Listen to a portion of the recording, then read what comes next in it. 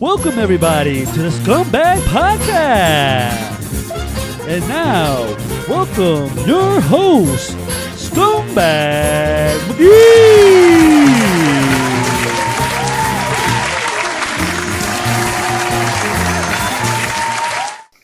What up, y'all? We are back at the Scumbag Podcast. We've been gone for a while, but we're here to talk about what we saw here this past weekend. This was the All-Star Weekend of battle rap, quote unquote. Yeah. Did it feel like the All-Star Weekend of battle rap, or? Yeah, I guess I could say that. Yeah. That's a good. You could equate it. So this event started off the whole weekend. Basically, it looks like Smack was trying to showcase a new talent. We was talking about it during the event. Like, is this a rookie versus vets card type shit? Yeah. That's the vibes that it gave off here. And Very shit. rookies versus vets. It was like, you know, that game they have on Saturday, like the fucking the sophomore versus the freshman type shit. This is what it was. Look, these are all the sophomores versus all the freshmen. Yep. Overall, I thought the event was incredible. Yeah. Overall, incredible. I enjoyed all the battles. Actually. Yeah. I enjoyed all the battles. Everybody came spitting. You know, the Shotgun Suge rounds was a little short. That's the only pet peeve. That's the only issue I had with the whole event. But other than that, everybody else came crazy. And that's the only complaint for the whole event. That means it was good. It was a great event. I agree. So let's get to the first one, man. Danny Myers versus Kid Chaos. I had Kid Chaos going into the battle. I don't know who you had. You had going to the battle. Danny? Yeah, Danny. Because Danny was going crazy. Yeah, so during the battle, Danny proved me the fuck wrong. Yeah. Danny fucking left Earth. He fucking wigged, bro. Going crazy. A lot of people had a 3-0. You know what I mean? Like, him annihilating Chaos. I think Danny, this is one of the best Dannys I've seen, and it could be the best Danny, because I felt like one thing with Danny is that he's always good and he barely dominates. Like, to say, oh, Danny got that 3-0, you really hear that. You know what I'm saying? He'll have his bars, but other niggas... most time it's debatable. It's going to leave it debatable. It's debatable or he got bodied. You know what I'm saying? So that's true. So the thing with Danny, too, I like about it is that, like, he has, like, a never-quit mentality. He may lose the last battle. He may choke the last battle. He's going to still... You don't know... He's gonna be 100%. Bar guy. And throw his fucking hat off. Yeah, he's gonna wild out. I said on Twitter, like, why Smack keep booking this guy? And he keeps booking him because he always shows up. He's not gonna no-show. Mm-hmm. You know what I'm saying? He's gonna give you all 3 rounds, 95% of the time. You know what I'm saying? He's gonna be entertaining. You know what I'm saying? So why not push somebody who's reliable like that? You know what I mean? So KKS did good. I think the second round was close. It's honestly like what Surf said. He used too many words. Like, it's too many words to get to where he's trying to get to. Yeah. Like, just simplify it a little bit. Yeah, like Surf said, when you do it more, become a veteran, you know what to take out. When not, he'll figure that out. Yeah, but I still think he's good. He's real good. KKS is dope. But yeah, I had Danny 2-1. I didn't see the second round again, but first watch I edged Chaos. But it's a toss-up because I think Chaos started good in the first and then tailed off, and I think Danny started slow in the beginning and then picked up. I had to see this whole event again. Yeah, because it was a great event. But Danny got that clear. Next we have B-Dot and Suge. How you thought this battle went? Not how it went, but like how the overall energy of it was. Because, you know, I love the energy. They were heated with the face-off and everything. You know, B-Dot did what he did. First round coming, this Suge go, nigga, fuck is you talking to? Like, he just jump right in it and that bring that old Suge feel back. See, the other thing with Shaq. Shaq, same thing, right? Yeah. Like, Suge, he brings that energy. And when if Suge hears this blog, I want him to understand this. Don't shy away from dunking and pocket tapping. I thought he was going to dunk on him. You know what I'm saying? Sure. Like, I'm not lying to you. It's what you do, bro. It's what you bring to the game that everyone does that. You know what I mean? I'm not... You could stay bar heavy, because I think he was bar heavy in this battle. Heavy. It was just too short. Yeah, it was too short. It was too versus short. B-Dot, I'm like, why are these rounds so short? And Surf said the same thing. He said it felt like B-Dot had way more in his round. Way more. But I did give Suge the first. Suge got the first. I gave Suge the first as well. I think... and then after that, B-Dot turned up. Yeah, B-Dot because he saw what Suge did in the first.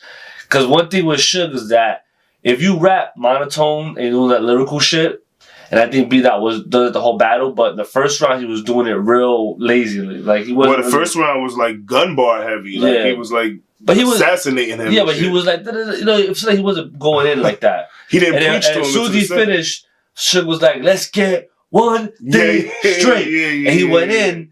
And I think second round, B-Dot turned the fuck up, and third round. Yeah. You know what I mean? Well, that's what I'm saying, because the first B-Dot he was trying to get on Suge level with the aggressive gangster, I'm blood, I'm gonna use that, I'm banging, I'm you know what I mean? He was using that shit, and that shit wasn't working for Suge. But yeah. So that's how Suge won that round. That was a good third round angle too, just to go off that, what you were saying with B-Dot.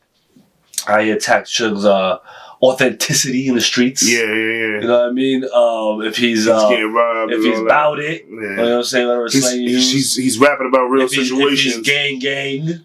And the way Suge was looking, you could tell he was rapping about a real situation that, some shit that way went down or whatever. I always respect the real. If you're going to do it, it got to be real. He said your chain was like me shining on the roof. Yeah. He said them niggas, they don't want the shit, cuz. Yeah, that was hard. That was hard. Suge from Jersey, I'm sorry, man. I called down the middle. I had it Suge in the beginning before the battle, but then, so I had a B-Dot 2-1. I gave B-Dot second and third. B-Dot 2-1 for sure. Suge got the first, but Suge was our ass. That's what I'm saying. It's just short. Yeah. If you would have wrote a little bit more for each round, it would have been more debatable. Yeah.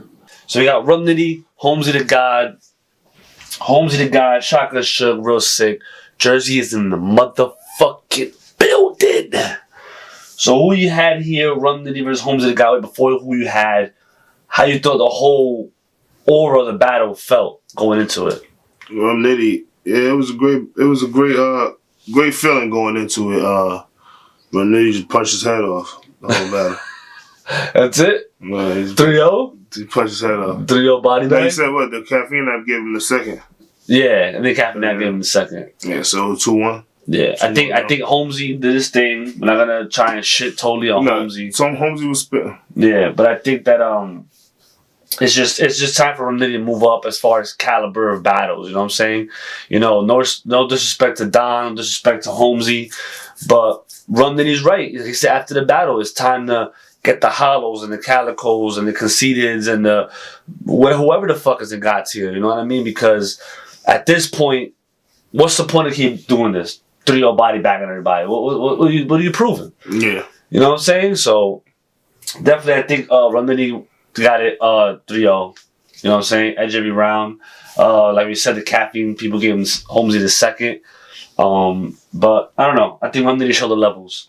I think Holmzie was trying to punch with him. Holmzie was scheming. Holmzie was doing his thing, but wasn't working. Let's get to the main event, man. Mike P versus Real Sikh.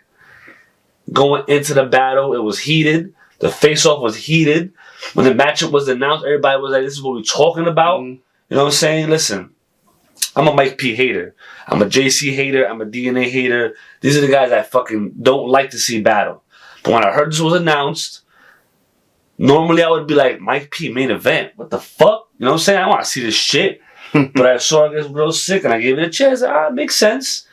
See, the thing is with Mike P is my thing when I riffed with him is that you battle, once you could battle JC.